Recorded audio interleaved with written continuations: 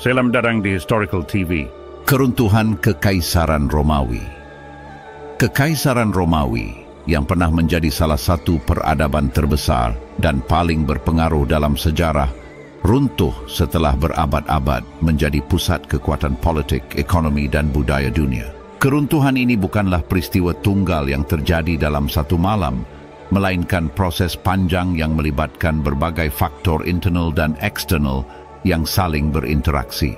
Dari masalah ekonomi hingga invasi barbar, dari korupsi pemerintahan hingga perubahan budaya, semuanya bersatu dalam proses yang mengakhiri kejayaan Romawi pada abad ke-5 Masehi. Awal kejayaan Romawi dan masa transisi pada puncak kekuasaannya, Kekaisaran Romawi membentang dari Inggris di utara hingga Mesir di selatan, dan dari Spanyol di barat hingga Mesopotamia di timur. Keberhasilan ini didukung oleh sistem pemerintahan yang canggih, infrastruktur luar biasa seperti jalan-jalan dan akuaduk, serta kemampuan militernya yang tak tertandingi.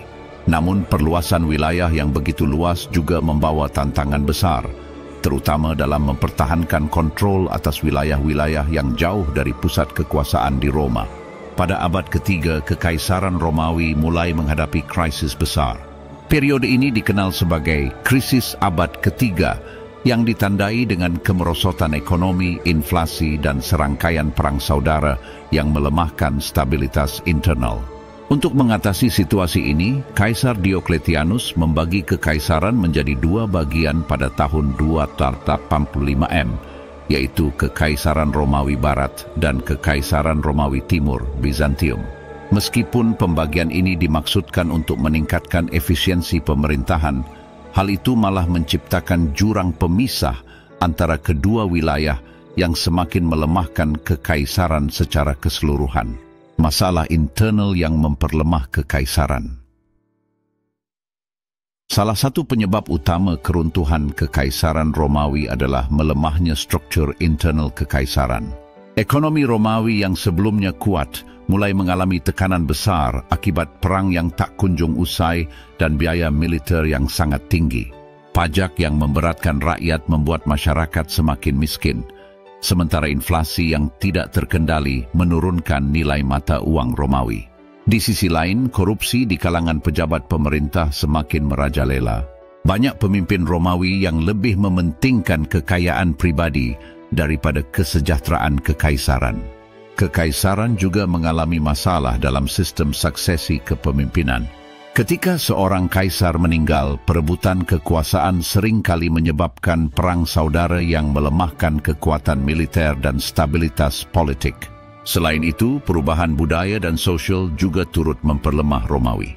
Dengan semakin meluasnya pengaruh agama Kristen sebagai agama resmi kekaisaran pada abad keempat, beberapa tradisi militer dan kebangsaan Romawi mulai memudar. Meskipun Kristen membawa stabilitas moral bagi beberapa kalangan, adopsi agama ini juga mengubah fokus kekaisaran dari ekspansi dan kekuasaan duniawi menjadi perhatian terhadap spiritualitas dan kehidupan setelah kematian. Ancaman dari luar dan serbuan bangsa barbar. Jika masalah internal adalah luka yang diderita Romawi dari dalam, maka invasi bangsa barbar adalah pukulan dari luar yang mempercepat kejatuhannya. Bangsa-bangsa barbar seperti Visigoth, Ostrogoth, Vandal, Hun, dan lainnya terus-menerus menyerang wilayah Romawi, baik untuk mencari tanah baru maupun sebagai balas dendam atas konflik sebelumnya. Salah satu peristiwa paling terkenal adalah penjarahan Roma oleh Visigoth pada tahun 410 Dipimpin oleh Raja Alaric, bangsa Visigoth memasuki Roma dan menjarah kota yang sebelumnya dianggap tidak dapat disentuh. Peristiwa ini menjadi simbol kelemahan Kekaisaran Romawi Barat. Ancaman terbesar datang dari bangsa Hun yang dipimpin oleh Attila. Bangsa Hun yang dikenal sebagai pejuang yang tangguh dan brutal, memaksa banyak suku barbar lainnya untuk bergerak ke wilayah Romawi, menciptakan gelombang pengungsi dan tekanan tambahan pada perbatasan kekaisaran.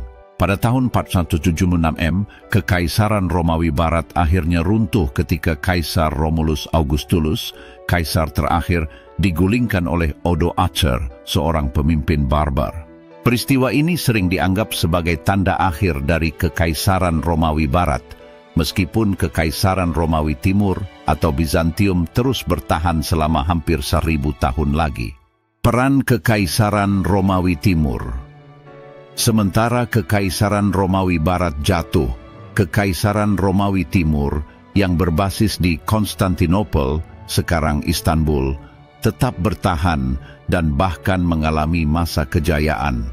Kekaisaran Bizantium memainkan peran penting dalam menjaga warisan budaya Romawi dan melestarikan hukum-hukum Romawi melalui karya seperti Corpus Juris Civilis yang disusun oleh Kaisar Justinianus.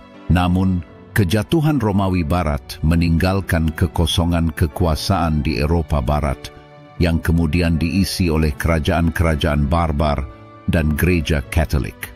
Era ini menandai dimulainya abad pertengahan, periode di mana kekuatan dunia beralih dari kota-kota besar Romawi ke pusat-pusat kekuasaan baru yang tersebar di seluruh Eropa.